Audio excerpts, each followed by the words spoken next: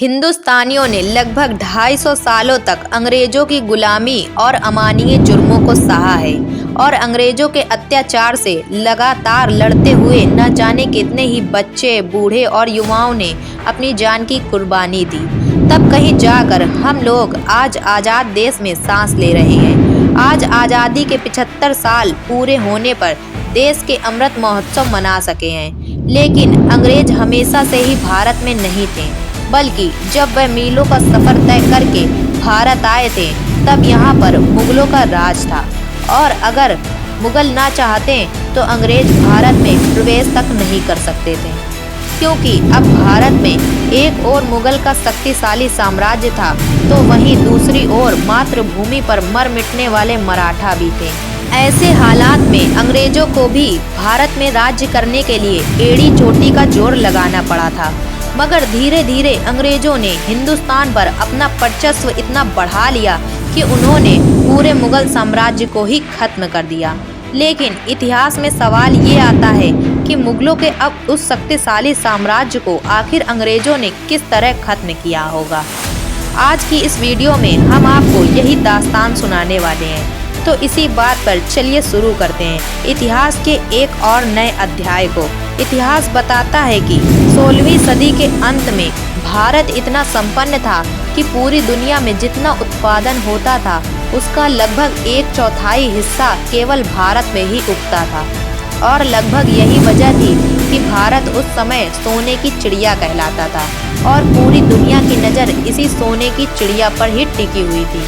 ऐसे में भला अंग्रेज कैसे पीछे रहते। उस समय हिंदुस्तान में दिल्ली पर सम्राट अकबर का राज था और ऐसा माना जाता है कि अकबर अपने दौर के सबसे शक्तिशाली और दौलतमंद बादशाह थे। लेकिन उसी समय ब्रिटेन में भी एक गृह युद्ध की स्थिति बन गई थी और उस समय महारानी एलिजाबेथ प्रथम की शासनकाल में अधिकांश अर्थव्यवस्था कृषि पर ही निर्भर करती थी। अफसोस कि आपसी गृह युद्ध के चलते ब्रिटेन व्यावसायिक स्तर पर केवल 3 से 4% ही उत्पादन कर पा रहा था और इसी दौरान पुर्तगाल और स्पेन ब्रिटेन को पीछे छोड़कर उनके मुकाबले काफ़ी ज़्यादा तरक्की कर रहे थे। हालात इतने बिगड़ चुके थे कि ब्रिटेन के लुटेरे नाविक भी पुर्तगाल के जहाज़ों को ही लूटकर अपना काम चलाते थे, क्योंकि ब्रिटेन में लूटने के लिए कुछ बचा ही नहीं था। ठीक उसी दौरान एक ब्रिटिश नाविक को समुद्री यात्रा के दौरान भारत की अपार संपदा और समृद्धि के बारे में पता चला और ब्रिटिश गवर्नमेंट तक ये खबर बहुत ही जल्द पहुंच गई। फिर आया समय सन 1600 का, जब 200 ब्रिटिश व्यापारियों ने मिलकर एक कंपनी बनाई और कंपनी का नाम रखा ईस्ट इंडिया कंपनी और इस कंपनी के सदस्यों ने मिलकर अपनी राजनीति और कूटनीति महारानी एलिजाबेथ को बताई, तो वो भी ईस्ट इंडिया कंपनी को सपोर्ट करने के लिए तैयार हो गई। इधर भारत में इसी बीच बादशाह अकबर की मौत हो चुकी थी और अकबर के बाद मुगल बादशाह के तख्त पर अकबर के बेटे जहांगीर की ताजपोशी की गई। सन आ चुका था 1608 का। इधर जहांगीर दिल्ली के तख्त पर अंग्रेजों की चाल से बेखबर हिंदुस्तान पर राज कर रहा था और उधर कैप्टन विलियम हॉकिंस समुद्री रास्ते से गुजरात के सूरत में अपने कुछ व्यापारी जहाज़ों के साथ प्रवेश कर चुके थे और बस उनके आगमन के साथ ही भारत पर ऐसी काली छाया मंडराने लगी कि जिसने भारत को ऐसा काला इतिहास दिया जो सृष्टि के अंत तक भी भुलाया नहीं जा सकेगा। अंग्रेजों ने भारत में आते ही ईस्ट इंडिया कंपनी की स्थापना करने की घोषणा कर दी और अपने इसी प्रस्ताव के साथ काफ़ी बेशकीमती उपहारों को लेकर कैप्टन विलियम हॉकिंस अपने कुछ साथियों के साथ जहांगीर के दरबार पहुंचे। बादशाह जहांगीर उस समय तो डच और पुर्तगालियों के दबाव के कारण इस प्रस्ताव को ठुकरा देते हैं, पर अंग्रेज भी कहाँ पीछे रहने वाले थे।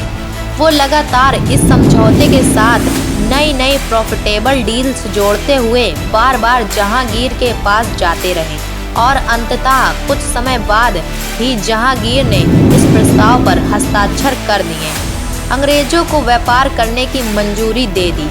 और ये मंजूरी मिलते ही अंग्रेजों ने पटना, सूरत, मुंबई और चेन्नई में अपनी फैक्ट्रियों को स्थापित करके व्यापार करना शुरू कर दिया। शुरुआत में तो इस कंपनी ने यहाँ के लोगों को रोजगार दिया और बदले में उन्हें अच्छी तनख्वाह भी दी, जिस वजह से हिंदुस्तानी ईस्ट इंडिया कंपनी से काफ़ी प्रभावित हुए और कई हिंदुस्तानी व्यापारी भी इन फैक्ट्रियों से जुड़ गए, लेकिन ज़्यादा दिनों तक नहीं। पूरी भारत में ईस्ट इंडिया कंपनी का व्यापार बढ़ता ही चला जा रहा था और अब अपने बढ़ते व्यापार की वजह से अंग्रेजों के मन में इतना ज़्यादा लालच आ गया कि उन्होंने भारत की सत्ता पर ही कब्जा करने की योजना बना डाली और इसी उद्देश्य से 1686 में ब्रिटिशों ने मुगलों के खिलाफ जंग छेड़ दी और औरंगजेब से हुई इस जंग में मुगलों ने ब्रिटिशर्स को बुरी तरह से हरा दिया। इस हार से ब्रिटिशर्स को एक बात तो समझ में आ गई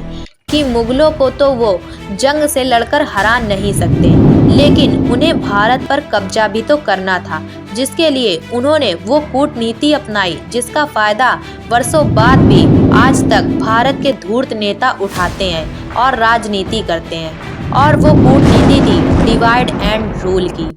यानी आपस में फूट डालो और इन पर राज करो। जंग में हारने के बाद ब्रिटिशर्स ने औरंगजेब से माफ़ी मांगते हुए कहा, ये वादा किया कि वो दोबारा ऐसी गलती कभी नहीं करेंगे और औरंगजेब ने भी उन पर कुछ जुर्माना लगाते हुए उन्हें माफ़ कर दिया और अपना व्यापार उसी तरह चालू रखने की आज्ञा भी दे दी। लेकिन मुगलों द्वारा ब्रिटिशर्स को माफ़ करना ही मुगलों के अंत का सबसे बड़ा जरिया बना, क्योंकि 1707 में औरंगजेब की मौत के बाद कई लोग मुगल सल्तनत को पाने के लिए आपस में एक दूसरे से लड़ने लगे और इसी लड़ाई के चलते समय ऐसा समय आया जब कुछ कमजोर शासक मुगल बादशाह बन गए, जो कि मुगल साम्राज्य को व्यवस्थित ढंग से चला ही नहीं पाए। ये अनुभवहीन मुगल बादशाह रोज नए नए नियम बनाते और उन्हें बदलते रहे और उनकी इसी तरह की बेवकूफ़ियों के चलते अंग्रेजों को मौका मिला अपनी चाल चलने का। दरअसल 1717 में मुगल बादशाह ने अंग्रेजों को फरमान जारी किया, जिसमें उन्होंने बहुत छोटी सी रकम सालाना फीस के रूप में देकर बिना किसी लगान या कर के व्यापार करने की इजाज़त मिल गई। और इसी दौरान पर्सिया के राजा ने मौका देखकर भारत पर आक्रमण बोल दिया। अब चूंकि ऐसे में मुगल शासक अपनी सत्ता के नशे में इतने खोए हुए थे कि उन्हें अचानक हुए इस आक्रमण के बारे में पता ही नहीं चला और पर्शियन आर्मी दिल्ली पहुंच गई और दिल्ली की गद्दी मुगलों के हाथ से लगभग छूट ही गई थी। स्थिति को पूरी तरह बिगड़ते हुए देखकर मुगल बादशाहों ने तकरीबन 2 करोड़ रुपए देकर, जी हाँ, उस दौर में लगभग 2 करोड़ रुपए देकर और कई बेशकीमती हीरे मोती देकर दिल्ली को बचाया। इतनी बड़ी लूट के बाद मुगल पूरी तरह से कमज़ोर पड़ गए। अंग्रेजों की भी साजिश उन्हें कुछ कुछ समझ में आने लगी, पर अफसोस कि अब वक्त हाथ से फिसलता जा रहा था और उनका साम्राज्य भी। अंग्रेज लगातार भारत पर कब्जा करने के लिए अलग अलग रणनीति अपना रहे थे, जिसके पहले चरण में उन्होंने बंगाल के नवाब सिराजुद्दौला को तख्त से हटाने के लिए जंग छेड़ दी और साथ ही साथ अंग्रेजों ने वहां के हिंदुओं और मुस्लिमों के बीच आपसी फूट डालकर डिवाइड एंड रूल की कूटनीति लागू की, जिसे संभालने में नवाब सिराजुद्दौला नाकामयाब रहे और नतीजा अंग्रेजों के लिए फायदेमंद रहा। प्लासी के युद्ध में सिराजुद्दौला को हराने के बाद अंग्रेजों ने सिराजुद्दौला के सेनापति को अपने साथ मिला लिया और उसे बंगाल का नवाब बना दिया। समय बीतता गया, भारत पर अंग्रेजों की ताकत और अधिकार भी उसी प्रकार बढ़ती जा रही थी। सन 1764 में अंग्रेजी फौज ने बक्सर के युद्ध में अवध के नवाब और बंगाल के नवाब और मुगल नवाब शाह आलम द्वितीय इन तीनों को हरा दिया। इसके अलावा निजाम और मराठों के बीच भी फूट डलवाकर अंग्रेजों ने पहले तो उन्हें लड़वाया और फिर उनकी लड़ाई का फायदा उठाकर खुद उनकी कमजोर सेना को हराकर उनकी सियासतों पर कब्जा कर लिया। अंग्रेजों ने अपनी इस रणनीति और कूटनीति को अपनाते हुए 18वीं सदी तक भारत के लगभग हर एक क्षेत्र पर अपना संपूर्ण कब्जा जमा लिया, जिसके बाद उन्होंने व्यापार और अपने आधिकारिक क्षेत्र के अन्य कई चीज़ों पर अपनी मनमर्जी के टैक्स लगाकर भी काफ़ी कमाई करी और भारत को अंदर तक लूट लिया। अंग्रेजों को अभी भारत में पूरी तरह से राज करने के लिए कुछ भारतीयों को भी अपने साथ शामिल करना था और उन्होंने उन बड़े जमींदारों को अपने साथ मिला लिया जिनसे उन्हें आगे चलकर काफ़ी फ़ायदा हो सकता था। यूँ तो अंग्रेज़ों ने भारत में कुछ बहुत अच्छे काम भी किए, जैसे कि एजुकेशन पॉलिसी लागू करना, रोड कंस्ट्रक्शन, रेलवे वगैरह लाना, जिस वजह से कई समाज सुधारक अंग्रेजों से प्रभावित हुए और उनका साथ देने लगे। मगर यही विश्वासघात की वजह थी कि 1857 की स्वतंत्रता क्रांति के दौरान कई बड़े जमींदारों और समाज सुधारक अंग्रेजों के साथ हो गए थे, जिसकी वजह से आगे चलकर